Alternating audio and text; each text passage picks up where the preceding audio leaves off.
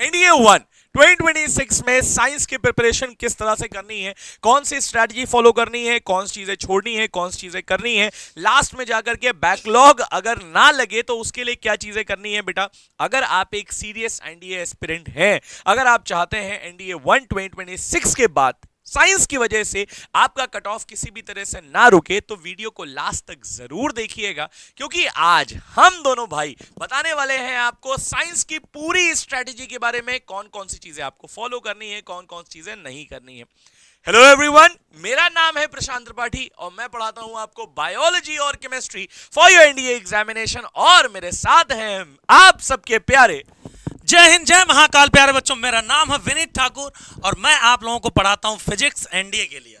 NDA में आप सबको पता है साइंस से टोटल 50 क्वेश्चंस आते हैं, जिसमें से फिजिक्स है, बायो है और केमिस्ट्री है। हम दोनों भाई मिल करके आज इसकी एक ऐसी स्ट्रेटजी डिस्कस करेंगे जिससे कि आपका ये जो 6 महीने का सफर होने वाला बहुत ही ज्यादा आसान हो जाएगा। और एक बात ये भी याद रखना, आपके अंदर पूरा जोश, जज्बा और जुनून भर जाएगा बस मात्र यही 20 मिनट का वीडियो देखने से। तो आइए डिस्कस करते हैं कि आज क्या है इस वीडियो में। देखो किसी भी एग्जाम की प्रिपरेशन के बहुत अच्छे तरीके से तब होती है जब हम उस एग्जाम के बारे में जान लेते हैं। तो बेटा बहुत इंपॉर्टेंट है जानना कि साइंस के सेक्शन में कौन कौन सी चीजें आती हैं, बिकॉज आप में बहुत सारे बच्चे ऐसे होंगे जिन्होंने प्रिपरेशन अभी अभी स्टार्ट की है, जो 12th पास आउट हैं या 12th अपीयरिंग है। तो बेटा मैं आपको बताना चाहूंगा यहां पर कि साइंस के पूरे सेक्शन में आप देखेंगे तो आप बात करते हैं यहां पर फिजिक्स, केमिस्ट्री और बायो की, जिसमें फिजिक्स में आपको देखने को मिलते हैं आते हैं 25 क्वेश्चन, केमिस्ट्री में आप देखेंगे तो आएंगे 15 क्वेश्चन, और सेम एज बेटा बायो में आते हैं आपके 10 क्वेश्चन मिला करके पूरे आते हैं ओवरऑल 50 क्वेश्चंस। और उन 50 क्वेश्चंस का किस तरह से मार्क्स डिवीजन होता है इसके बारे में आपको बताएंगे विनीत सर। तो प्यारे बच्चों, आप देख रहे होंगे कि टोटल यहां पीछे साइंस सर के पीछे लिखा हुआ 50 क्वेश्चन। 50 क्वेश्चन मतलब 200 नंबर, जिसमें से 25 क्वेश्चन आता फिजिक्स से, यानी कि आपको पता होगा जीएटी में पर क्वेश्चन आपको 4 नंबर मिलता है, यानी 100 मार्क्स का आ गया फिजिक्स। और केमिस्ट्री से 15 क्वेश्चन आते हैं, यानी 60 मार्क्स का हो गया आपका केमिस्ट्री। और बायोलॉजी से आते हैं 10 क्वेश्चंस, यानी कि 40 मार्क्स का हो गया आपका बायोलॉजी। टोटल मिला करके 200 मार्क्स का साइंस आता है। अगर आप बेहतरीन स्ट्रेटजी फॉलो करते हो तो आई होप कि हम दोनों 45 क्वेश्चन तो आराम से आपका, मतलब 45 क्वेश्चन आप 100% गारंटी के साथ सही करके आओगे। और अगर जो मेरे ऑफलाइन वाले बच्चे हमसे पढ़ चुके हैं वो पूरी गारंटी के साथ आपको ये बता भी सकते हैं, मुझे देख रहे होंगे तो वो लोग कमेंट सेक्शन में जरूर बताएंगे कि उन्होंने फिजिक्स में 23 क्वेश्चन सही किया है और केमिस्ट्री और बायोलॉजी दोनों मिला करके 23-24 क्वेश्चन सही किया है। तो उस हिसाब से 46-47 क्वेश्चन भी सही किए। मैं ये नहीं कर रहा हूं सारे बच्चे किए हुए, लेकिन 40 क्वेश्चन कहीं नहीं गया है। अगर वो बच्चा नॉर्मल है, नहीं मिडिल लेवल का बच्चा, तो भी मुझे लगता है गुरुजी। सर एक बच्चों का ये डाउट है कि सर ठीक है 4 मार्क्स का एक क्वेश्चन होता है, क्या एनडीए के एग्जाम में नेगेटिव मार्किंग भी होती है? बिल्कुल होता है, नेगेटिव मार्किंग होता है भैया। अब अगर मैथ्स में देखें तो उसमें 1/3 होता है, और अगर इसमें देखें जीएटी में तो 1/4 होता है, लेकिन नेगेटिव मार्किंग होती ही है। इसलिए तो हम लोग इस चीज को बताने जा रहे हैं कि भाई पेपर में और क्या गलतियां नहीं करनी है। वैसे तो पहले प्रिपरेशन डिस्कस करते हैं, उसके बाद उस पर आएंगे हम लोग। बिल्कुल बिल्कुल बिल्कुल सर। तो इन सब चीजों को बेटा बहुत इंपॉर्टेंट है जानना, और आप साइंस के सेक्शन में मैक्सिमम मार्क्स स्कोर कर सकते हैं। मैक्सिमम बहुत ज्यादा जोर दिया है हमने, क्योंकि गैट के सेक्शन में आप देखेंगे तो भाई ये सेक्शन ऐसा है ना जो बहुत ज्यादा स्कोरिंग होता है और बहुत ज्यादा मार्क्स स्ट्रेच करने में हेल्प करता है आपको। देखो मार्क्स का डिवीजन जानने के बाद बड़ा इंपॉर्टेंट है कि जान लेना कौन कौन सी चीजें किस सब्जेक्ट में करनी है। तो भैया सबसे पहले आता है फिजिक्स, और हमारे फिजिक्स के महारथी इनको माइक हैंडओवर कर देते हैं, यही बताएंगे तुम्हें हर चीज। तो प्यारे बच्चों, जैसा कि मैं बताऊं फिजिक्स के बारे में आपको, जनरली बच्चे का जो मेन प्रॉब्लम होता है, जैसे जितने भी बच्चे जो गांव से आते हो, चाहे वो सिटी से आते हो, कहीं से भी आते हो, मेन प्रॉब्लम ये होती है कि यार उनको अपने सिलेबस के बारे में कुछ भी ढंग से नहीं पता होता। उनको ये नहीं पता होता है कि साइंस में क्वेश्चंस कहां से पूछे जा रहे हैं। अगर वो ढंग से अपना सिलेबस जान जाए, वैसे तो मैं बताऊं आपको 9 से लेकर के 12 तक का फिजिक्स पूछा जाता है, और आपको मैं बता दूं कि 25% फिजिक्स 9th और 10th से आता है, और 75% फिजिक्स आपका 11th और 12th से आता है। ये बहुत इंपॉर्टेंट बात कर रहा हूं, जनरली टीचर्स ये बात बताते भी नहीं है, क्योंकि वो उतना ज्यादा अगर ढंग से पढ़ोगे आप वेबसाइट पर जाके तो ही आपको ढंग से पता चल पाएगा। तो फर्स्ट डे आपको पता होना चाहिए, अगर आप फर्स्ट टाइम एस्पिरेंट हो जो एनडीए के लिए प्रिपेयर करने जा रहे हो, या फिर ऐसे बच्चे जो कहीं ना कहीं सेल्फ स्टडी करके प्रिपेयर किए हो, उनको सिलेबस के बारे में ढंग से जानकारी नहीं है, तो आप एनडीए के वेबसाइट पे जाकर के ढंग से, यूपीएससी की वेबसाइट पे जाकर के प्रॉपर ढंग से सिलेबस जान सकते हैं। बाकी एमजीएस डिफेंस एकेडमी के ऐप पर भी आपको सब कुछ मिल जाएगा, हम लोग ऑलरेडी डिस्कस ही करने वाले हैं, कोई दिक्कत वाली बात नहीं। तो जब आप सिलेबस की जानकारी आपको हो जाती है, उसके बाद दूसरे नंबर पे आपको क्या करना होता है, आपको इंपॉर्टेंट टॉपिक्स जानने होते हैं, वो भी वेटेज के हिसाब से, मतलब किस चैप्टर का वेटेज कितना ज्यादा है। अगर आप अपने सब्जेक्ट में चैप्टर का वेटेज नहीं जान पाएंगे तो आप ये नहीं जान पाएंगे, ना तो कैलकुलेट कर पाएंगे कि कौन से चैप्टर को हमको कितना ज्यादा टाइम देना है, और किस पोर्शन से जहां से क्वेश्चन पूछे ही नहीं जा रहे हैं उसको हम छोड़ देंगे, क्योंकि यार हमारा सिलेबस कम हो जाएगा ना उससे। जब हमको पता है कि फिजिक्स में से 22 क्वेश्चन हमारा 60% में से आ रहा है और 3 क्वेश्चन हमारा 40% से आ रहा है, तो उस 40% को छोड़ो, खत्म करो, या वो कुछ चुनिंदा टॉपिक पढ़ो, बाकी 60% सिलेबस पढ़ो, जलवा बिखेर दीजिए, कोई टेंशन लेने वाली बात नहीं। दूसरा आता है, बच्चे बार बार हमसे, जैसे अभी पिछला ये जो एग्जाम हुआ उसमें भी बच्चे परेशान होते हैं, और लास्ट डे जाकर के जब एग्जाम में 10-15 दिन बचता है, जब धक धक धक धक धक धक धक धक होने लगता है, गुरुजी फॉर्मूला शीट दे दो, गुरुजी शॉर्ट नोट दे दो। डे 1 से मैं आपसे बताता हूं, जब आप किसी पर्टिकुलर चैप्टर को पढ़ना स्टार्ट करते हो, सपोज दैट आपने 1D मोशन पढ़ा, 1D मोशन चैप्टर खत्म होने के बाद आप उसका तुरंत ही एक शॉर्ट नोट बनाइए। 1D मोशन चैप्टर में जितने भी टोटल फॉर्मूले, सारे फॉर्मूले को आप एक नॉर्मल चार्ट पे बना लिख लीजिए, आपका एक चार्ट तैयार हो गया, और उसको सारे चार्ट को 1 बाय 1 एक फाइल में अपना कलेक्ट करिए। ऐसे ही शॉर्ट नोट 1 से 1.5 पेज में आपका पूरा का पूरा शॉर्ट नोट कंप्लीट होना चाहिए चैप्टर का, क्योंकि हर बार मॉक से पहले, एग्जाम से पहले आप बार बार पूरा का पूरा नोट्स नहीं रिवाइज करेंगे, इस बात को ध्यान में रखना जरूरी है, ठीक है। जो कि जनरली बच्चे गलती करते ही हैं, वो स्टार्टिंग में कोई नहीं ध्यान देता, ना फोकस करता है, जब एग्जाम बिल्कुल सर पे आ जाता तब सबको टेंशन होता और डर लगना शुरू होता। यही काम जो 20-30% बच्चे जो करते हैं, जो डे 1 से ही अपनी प्रिपरेशन को बहुत सीरियसली फॉलो करते हैं और शॉर्ट नोट से लेकर के फॉर्मूला शीट से लेकर के सारी चीजें करना स्टार्ट कर देते हैं, वो बच्चे वही सफल होते हैं लास्ट में जाकर के, ठीक है। उनका ना तो मेरिट आउट होने का कोई टेंशन, ना रिटर्न में नंबर आने का कोई टेंशन, मतलब कम नंबर आने का कोई टेंशन, ना एसएसबी के लिए परेशान होते हैं, क्योंकि डे 1 से लेके और लास्ट डे तक उनकी जो स्पीड होती है ना, उनकी जो कंसिस्टेंसी जिसको बोल सकते हैं, वो बेहतरीन रहती है। ये नहीं कि किसी दिन 10 घंटा पढ़ा और 10 दिन तक कुछ भी नहीं पढ़ा। उसके बाद आता theory plus MCQs plus PYQs, MCQs नहीं एमईक्यूज है, मोस्ट एक्सपेक्टेड क्वेश्चन। ये है रिवीजन करने का तरीका। मतलब जब भी आप किसी चैप्टर को रिवाइज करेंगे, जैसे मान लीजिए कि हमने एक चैप्टर पढ़ लिया, सबसे पहले आप पूरा थियरी कर लीजिए, उसके बाद जो भी टीचर ने आपके, जैसे हम लोग क्या करते हैं, एक चैप्टर पढ़ाएंगे तो लगभग 150 के आसपास क्वेश्चन इस बार डिजाइन किया है, वो भी प्रीवियस ईयर क्वेश्चन पे बेस्ड है, मोस्ट एक्सपेक्टेड क्वेश्चन है, जो डायरेक्ट नोट से आपको फंस जाता है कि हाँ यही क्वेश्चन आने वाला। वो 150 क्वेश्चंस करते हैं। अब देखिए कितना मजबूत होने वाला यह चैप्टर। आपने पूरा थियरी पढ़ा, थियरी के साथ आपके टीचर ने जो क्लास में क्वेश्चंस करवाया वो तो किया ही, उसके बाद 100-150 क्वेश्चंस का एक मोस्ट एक्सपेक्टेड क्वेश्चंस का सीरीज किया, उसके बाद आपने प्रीवियस ईयर क्वेश्चन किया लगभग 10 साल।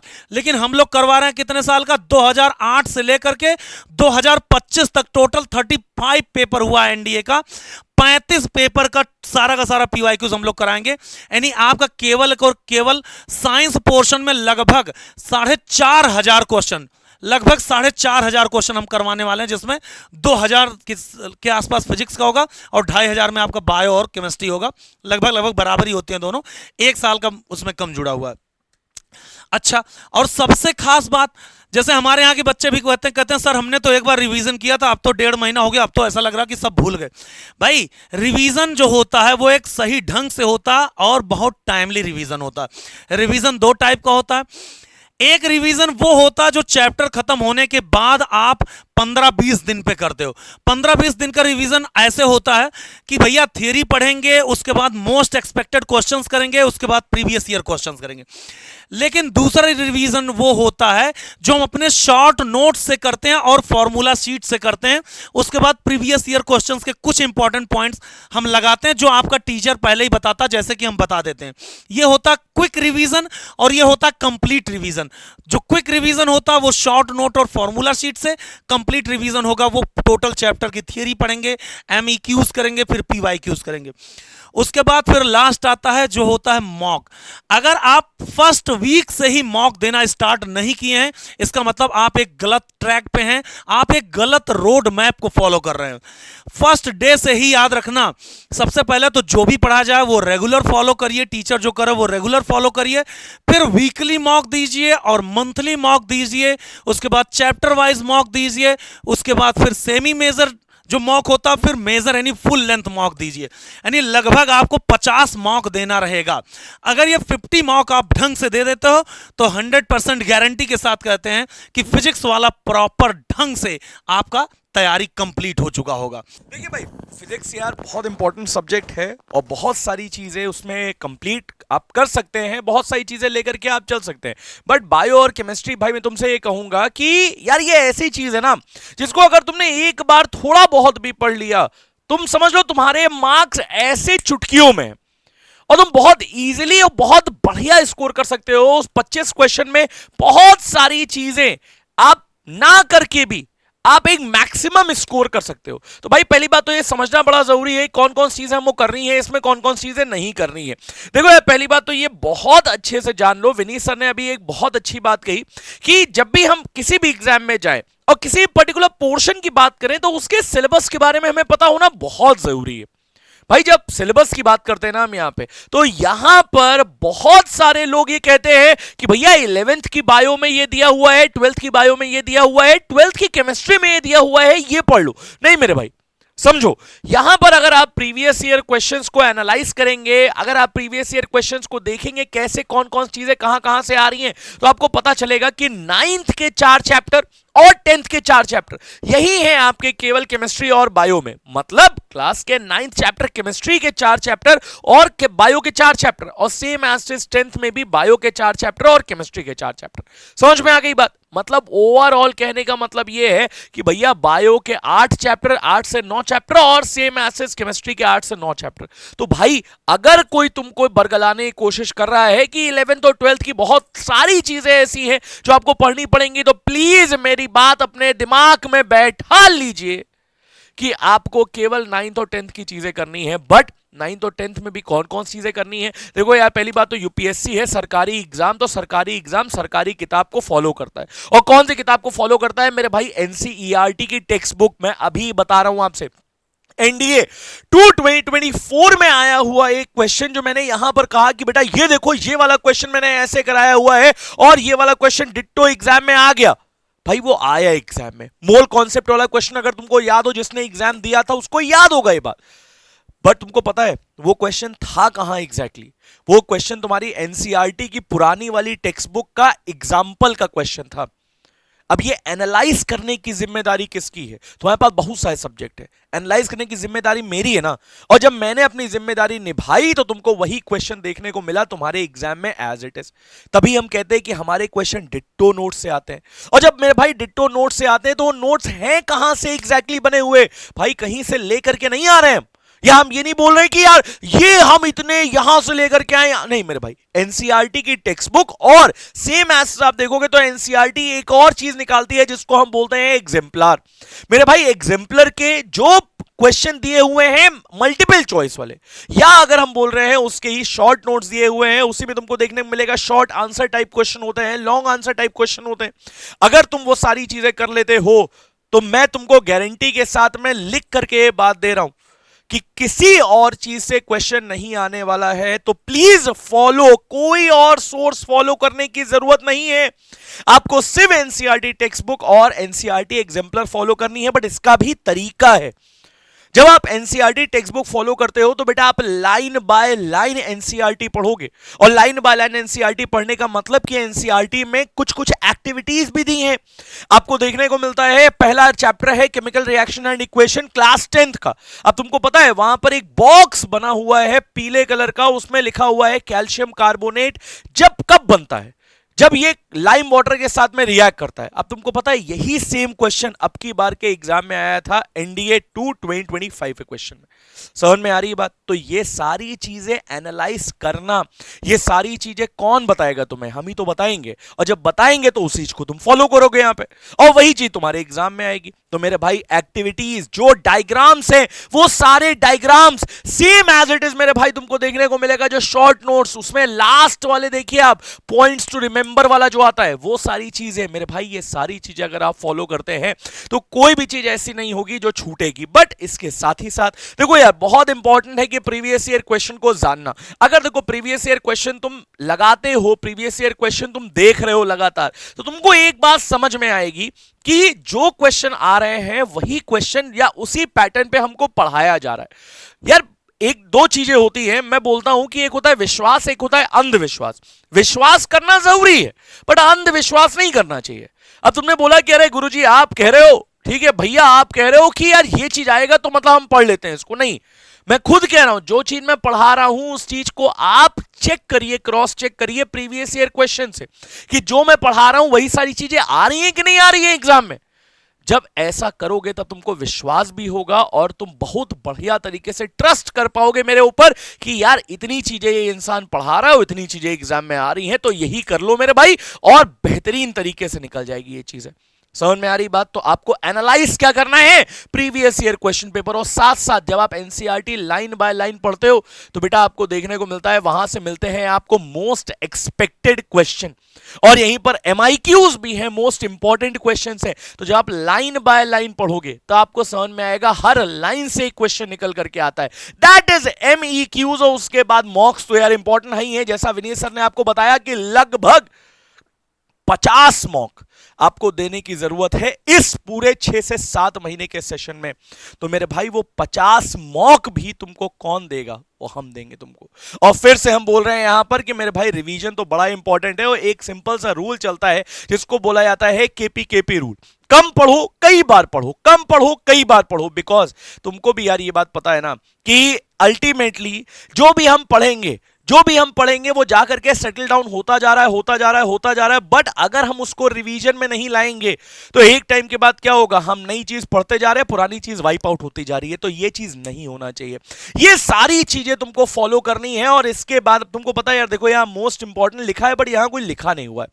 मोस्ट इंपॉर्टेंट में एक चीज जान लो कि आपको सबसे पहले बचना है उन चीजों से जो आपको डिस्ट्रैक्ट करती हैं। अब डिस्ट्रैक्ट करने का मतलब पता है क्या है? डिस्ट्रैक्ट करने का मतलब यह है कि अभी मैं कुछ टाइम पहले सर्च कर रहा था ऐसे ही, मैंने कहा देखे तो भाई मार्केट में किस किस तरह के क्वेश्चन चल रहे हैं।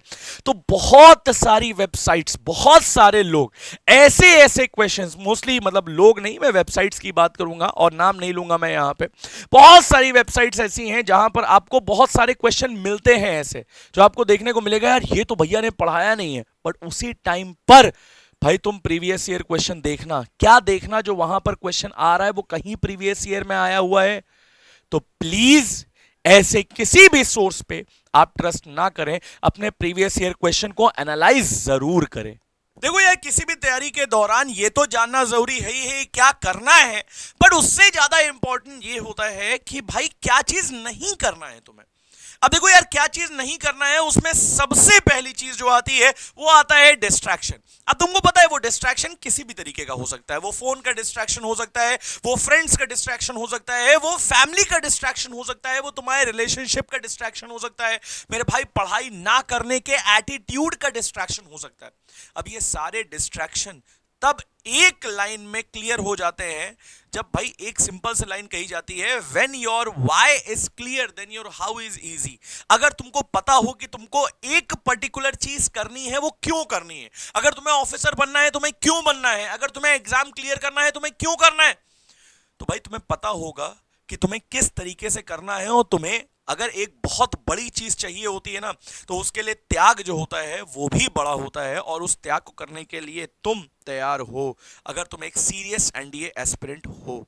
अब इसके बाद भाई दूसरी चीज आती है मल्टीपल रिसोर्सेज, इसके बारे में बताएंगे सर।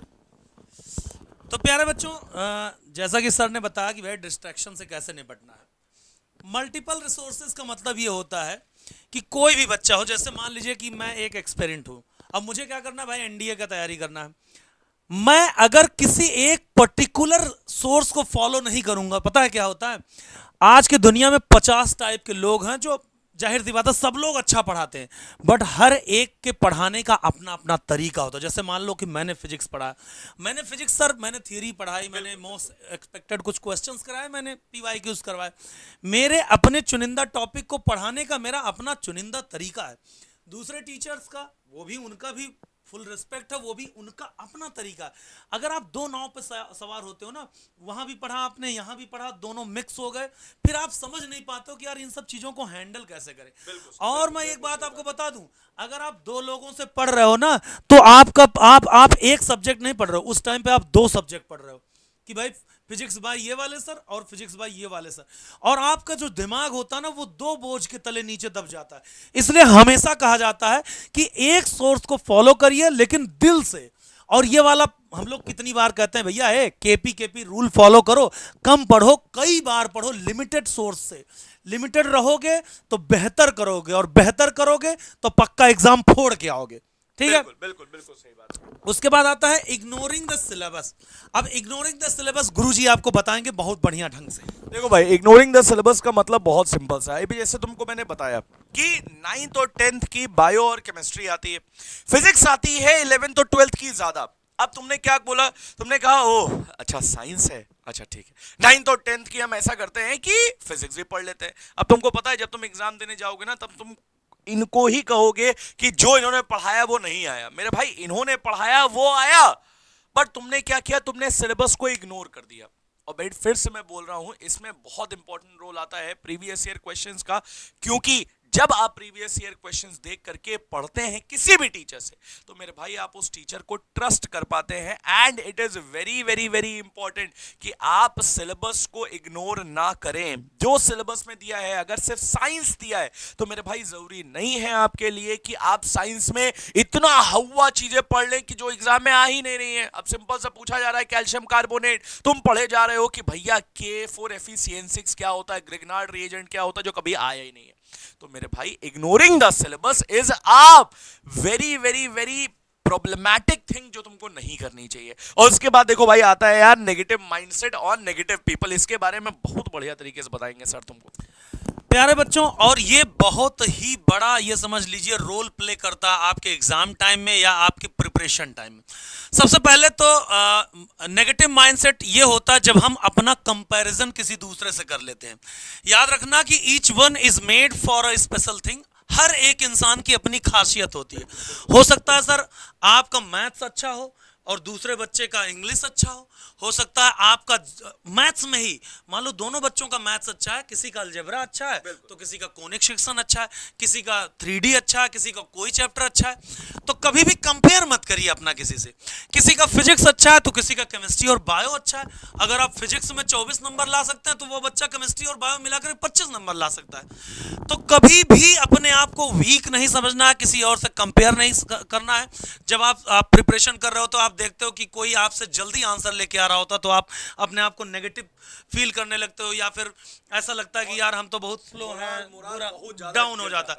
बट बाद में आपको अगर पता करो, पता चलेगा कि वो 2 साल पहले से ही तैयारी कर रहा और आप अभी जस्ट प्रिपरेशन स्टार्ट की हो। तो भाई जिस रास्ते पे वो 2 बार आके जा चुका, उसको रास्ते की सारी दुकानें पता है, आप अभी तो चलना स्टार्ट किया। सबसे पहले तो ये चीज करना बंद करिए। दूसरी चीज होती है अपने आप को थोड़ा सा आइसोलेट करना होता है। गुरुजी मेरे कहने का मतलब ये होता है कि भाई अपने आप को बाकी लोगों के कनेक्शन से थोड़ा दूर आइसोलेट करने का सिर्फ इतना मतलब। अब इतना मतलब भी नहीं कि बिल्कुल मम्मी पापा से भी बात करना बंद करिए, सबसे पॉजिटिव लोगों से मिलिए, बट नेगेटिव लोगों से, ऐसे लोग जो कुछ होते रहे आप समझ सकते हैं, मैं उनका नाम नहीं गिनाऊंगा यार क्योंकि मेरे अपने भी होते हैं। तो कुल मिला जुला कर ऐसे रिलेटिव्स हो, चाहे वो दोस्त हो, चाहे वो कोई गर्लफ्रेंड ही हो, ऐसे लोग जो भी तुमको तुम्हारा टॉक्सिक लोग जो भी तुम्हारा मोरल डाउन करने की कोशिश कोशिश करें या तुमको छोटा दिखाने की कोशिश करें, आपकी वैल्यू कम दें, ऐसे लोगों को तड़ातड़ अपने जीवन से बाहर करिए। और बिल्कुल, और मैं केवल नेगेटिव फ्रेंड्स या माइंडसेट की नहीं, नेगेटिव पीपल की भी बात कर रहा हूं। वो जो सामाजिक लोग होते हैं जो चौराहे पे जिनको कोई काम नहीं रहता है, बस वो खाली और खाली दूसरों की बुराई करते हैं, ऐसे लोगों से बहुत दूर रहिए। क्योंकि आप जिस चीज की तैयारी कर रहे हैं वो बहुत महान चीज है और ये लोग बहुत छोटे लोग हैं। जिस दिन आप उस चीज को प्राप्त कर लेंगे, जिस दिन आप लेफ्टिनेंट बन जाएंगे प्यारे बच्चों, ये लोग आपके तलवे चाटने के लिए तैयार हो जाएंगे। और जानते हैं लेकिन ये भी कहा जाता है ना, हाँ। कि ऐसा करो भैया, देखो अधिकारी की तैयारी बहुत टफ है, ऐसा करो तुम सिपाही बन जाओ पहले, हाँ। और नौकरी के दौरान तुम तैयारी करते रहना, है ना। ये चीज भी सुनने में ये भी कहते हैं लोग, है ना, क्योंकि उनको ये लगता है कि एक बार सिपाही बन जाए तो कम से कम ज्यादा ऊपर तो नहीं जा पाएगा। अगर अधिकारी बन गया तो उसकी सारी पुश्तें सुधर जाएंगी, फिर हम लोग इनके कैसे मजे ले पाएंगे, फिर तो हम लोग नीचे हो जाएंगे। बहुत सारी बातें होती है ना बेटा। तो इन सब चीजों से दूरी बना के रखोगे, हमेशा जीवन में सफल रहोगे, कोई टेंशन लेने वाली बात नहीं। जितने ज्यादा रिश्ते उतने ज्यादा तकलीफ दर्द झेलने पड़ते हैं, और यही सत्य है। ठीक है, तो आई होप, मुझे लगता है इतनी बातें आपको समझ में आ गई होंगी। तो आई होप प्यारे बच्चों, आपको जितनी भी पॉइंट्स बताए गए वो ढंग से समझ में आ गए होंगे। और मैं ये भी आशा करता हूं कि ये आप जितने भी पॉइंट्स हैं इनको बस ये इसी YouTube के वीडियो तक नहीं सीमित करेंगे, इसको अपने जीवन में उतारने की कोशिश करेंगे। और मैं ये भी बता रहा हूं, अगर आपने अपने जीवन में उतारा तो उसका फायदा 100% आपको मिलेगा, नहीं उतारा तो उसका नुकसान भी भुगतना पड़ेगा प्यारे बच्चों। ठीक है, ये तो रही इस चीज की बात। अब अगर आप ढंग से और वास्तव में एक सीरियस एस्पिरेंट हो एनडीए के, और अपनी जिंदगी में बेहतर करना चाहते हो, और आप चाहते हो एनडीए 1 2026 की तैयारी आपकी बहुत ही बेहतरीन हो, लाजवाब हो, और सबसे खास बात कि रिटर्न में पहले ही आप जो है पास होने की जो क्षमता है वो विकसित कर पाए, इस बात का डर ना रहे। जैसे मेरे पास मैसेजेस आते हैं कि सर मेरे 320 आ रहे हैं, सर मेरे 330 आ रहे हैं, क्या करूं, एसएसबी के लिए रुकूं या फिर आ जाऊं तैयारी करने। तो ये वाला स्थिति ना रहे कि एक पैर इस पार और एक पैर इस पार, कि सर आऊं कि जाऊं। या तो कम नंबर आता है तो ठीक है, या तो नंबर आए तो फिर 450, मतलब मिनिमम 400 नंबर तो होने ही चाहिए, जिससे कम से कम मेरिट आउट होने का डर ना रहे प्यारे बच्चों। और जिन बच्चों का लास्ट अटेम्प्ट होता है ना, जब वो 370 नंबर 380 नंबर पे होता है, तो इस पे भी दिल धक धक धक धक करता। क्यों? क्योंकि अगर एसएसबी से रेकमेंड भी हो गए, लेकिन गुरुजी अगर कहीं गलती से नंबर कम हुआ एसएसबी में, ओवरऑल नंबर कम होने की वजह से आपका रैंक बहुत ज्यादा आएगा। और जब ज्यादा आएगा भाई, 300 350 400 सीटें होती हैं, आपका रैंक आ रहा है 400 500, तो कैसे मिल पाएगा आपको? जाहिर सी बात है आप मेरिट आउट हो जाओगे। मेरिट आउट होने का दर्द उतना भयानक होता है कि उतना भयानक रिटर्न में भी पास नहीं होना, ये समझ लीजिए। क्योंकि अब आप वहां खड़े हैं जहां पर वो वाला बच्चा खड़ा है जिसने एनडीए का एग्जाम भी नहीं दिया, रिटर्न भी नहीं दिया। आपने रिटर्न क्वालिफाई किया, फिर एसएसबी भी किया, लेकिन फिर आप कुछ भी नहीं है, क्योंकि भारत सरकार के पास सीट नहीं थी। इसलिए इस चीज को ध्यान में रखते हुए अगर आप अपनी तैयारी को बेहतर बनाना चाहते हैं, तो हमारा अपना और आपका चैनल और आपका ऐप एमजेएस डिफेंस एकेडमी, जिसका नाम है मैथ्स जुगाड़ से, आपके लिए ही ऑफलाइन क्लास लेकर आया है, जिसका नाम है रैंकर्स बैच के नाम से फेमस हमेशा से।